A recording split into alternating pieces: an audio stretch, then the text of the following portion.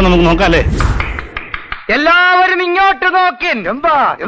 BJP-യിൽ എത്തിയ ശേഷം ഇങ്ങനെ പെട്ടെന്നൊരു പല ചർച്ചകളിലും വരുന്നു. അതിൽ നിന്ന് പേര് മാറുമ്പോൾ ഒരു മാനസിക വിഷമം സ്വാഭാവികമായിട്ട് ഉണ്ടാവില്ല. മനസ്സിൽ തീയും വെച്ചിരിക്കുമ്പോഴാണ് ഓരോരുത്തരെ എഴുന്നള്ളത്ത് നടത്തുന്നത്. എന്നെ സംബന്ധിച്ചിടത്തോളം ഞാൻ അന്നും പറഞ്ഞില്ല, ഞാൻ നിൽക്കാൻ ആഗ്രഹിക്കുന്നില്ല.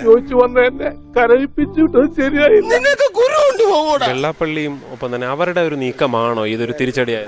കുഴ കേസ് കേട്ടു വീട് പറ്റി കക്ഷിയല്ല. ഓരോരുത്തർക്ക് അർഹതപ്പെട്ടവരുണ്ട്, അർഹതപ്പെടാത്തവരുണ്ട്. ചുമ്മാ ഇരുന്ന് തവള തീർക്കണ പോലെ ആരും തീർത്തിട്ട് കാര്യമില്ല. തീർത്ത വയറ് പൊട്ടണമല്ല, ഒരു റിസൾട്ടും ഉണ്ടാകില്ല. വാസ്തവത്തിൽ എന്റെ വ്യക്തിപരമായ അഭിപ്രായം അദ്ദേഹത്തിന് സീറ്റ് കൊടുക്കണമായിരുന്നു. ഇത്രയും സ്വാധീനമുള്ള ഒരാള് ജയിക്കും എന്നൊക്കെ വരെ പറഞ്ഞില്ലേ? എന്താ സംശയം? ഇങ്ങനെയെല്ലാം ഉണ്ടയില്ലാത്ത വെടിയടിക്കുന്നതിനെ ഒന്ന് നിർത്തി അദ്ദേഹത്തിന്റെ ശക്തി ഒന്ന് പരീക്ഷിക്കേണ്ടതായിരുന്നു. കൊണ്ടുവന്നപ്പോഴേ എനിക്ക് തോന്നി ആ കാലായിരിക്കും ഇത് കണ്ടക ശനി കൊണ്ടേ പോകും. എല്ലാ പക്ഷവും തീർന്നിട്ടാണല്ലോ ഇപ്പൊ BJP ചെന്ന് ലയിച്ചത്. ആർക്കും വേണം. എനിക്കെതിരെ ഇതിലും വലിയ ആരോപണങ്ങൾ ഉണ്ടായിരുന്ന കാലത്ത് വൻ ഭൂരിപക്ഷത്തോടെ വിജയിച്ചവനാ ഈ ബാലഗംഗാധര. അറിയാത്ത പിള്ളക്ക് ചൊറിയുമ്പോഴേ അറിയൂ. അപ്പോ നാളെ നേരത്തെ തന്നെ ഇങ്ങോട്ട് എത്തണം കേട്ടോ.